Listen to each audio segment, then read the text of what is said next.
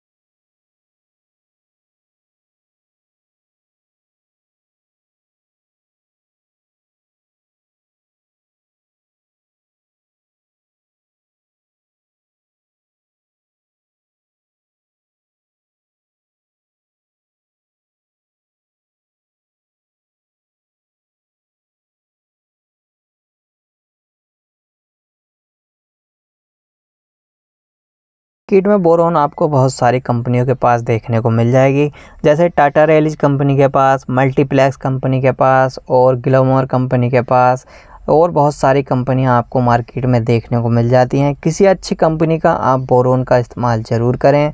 Boron का अगर आप अपनी धान की फसल में इस्तेमाल कर रहे हैं तो 1 एकड़ की फसल के लिए आप 250 ग्राम बोरोन का इस्तेमाल अपनी फसल में ज़रूर करें। इस समय पर आप 05234 और बोरोन दोनों को घोल बनाकर अपनी फसल में छिड़काव कर सकते हैं। और इसी के साथ आप एक इंसेक्टिसाइड का इस्तेमाल ज़रूर करें अपनी गाभा अवस्था पर। इंसेक्टिसाइड का इस्तेमाल से आपकी धान की फसल में जितने भी इंसेक्ट लगते हैं जो रस चूसने वाले या फिर तना छेदक, इल्ली, ये सारी दिक्कतें जो आती हैं, इससे आप अगर अपनी धान की फसल में इंसेक्टिसाइड का इस्तेमाल कर लेते हैं तो इनसे आप बच सकते हैं, जिसकी वजह से बालियां ख़राब नहीं होंगी और पैदावार पर भी कोई भी नुकसान नहीं आने का। तो इंसेक्टिसाइड के रूप में आप लैम्डा प्लस थाइमोक्सैम का इस्तेमाल कर सकते हैं। इसके इस्तेमाल से आपकी धान की फसल में जितने भी रस चूसने वाले इंसेक्ट लगते हैं उनको यह आसानी से कंट्रोल कर लेता है, उनको आने से रोक देता है और जितने भी आपकी धान की फसल में इंसेक्ट आ चुके होंगे उनको भी आपकी फसल में मार देता है। तो अगर आपकी धान की फसल में रस चूसने वाले कीटों का अटैक है तब आप इसका इस्तेमाल अपनी धान की फसल में 100 ml पर एकड़ के हिसाब से इस्तेमाल कर सकते हैं। और अगर आपकी धान की फसल में तना छेदक और पत्ती लपेट और इसके साथ साथ रस चूसने वाले कीट भी हैं तो इसके लिए आप अपनी धान की फसल में लैम्डासाइलोथ्रीन और इसी के साथ क्लोरेंट्रानिलिप्रोल दोनों का इस्तेमाल अपनी धान की फसल में कर सकते हैं। और अगर आप दोनों का कॉम्बिनेशन लेना चाहते हैं तो आपको सिजेंटा कंपनी की ओर से एम्प्लीगो में ये दोनों कॉम्बिनेशन आपको मिल जाएंगे। इसका इस्तेमाल आप अपनी धान की फसल में 60 से 80 ml पर एकड़ के हिसाब से कर सकते हैं। इतनी डोज मिलाकर अपनी 150 लीटर पानी में तीनों दवाइयों को घोल बनाकर अपनी फसल में इस्तेमाल कर सकते हैं। आपकी धान की फसल में बहुत ही शानदार इन दवाइयों के रिजल्ट मिल जाएंगे। तो कैसी लगी आपको ये छोटी सी जानकारी अच्छी लगी हो तो वीडियो को लाइक करें और चैनल पर नए हो तो चैनल को भी सब्सक्राइब कर बेल आइकन को ऑन कर लें। तो मिलते हैं किसी और वीडियो में किसी और नए टॉपिक के साथ, तब तक के लिए जय हिंद दोस्तों।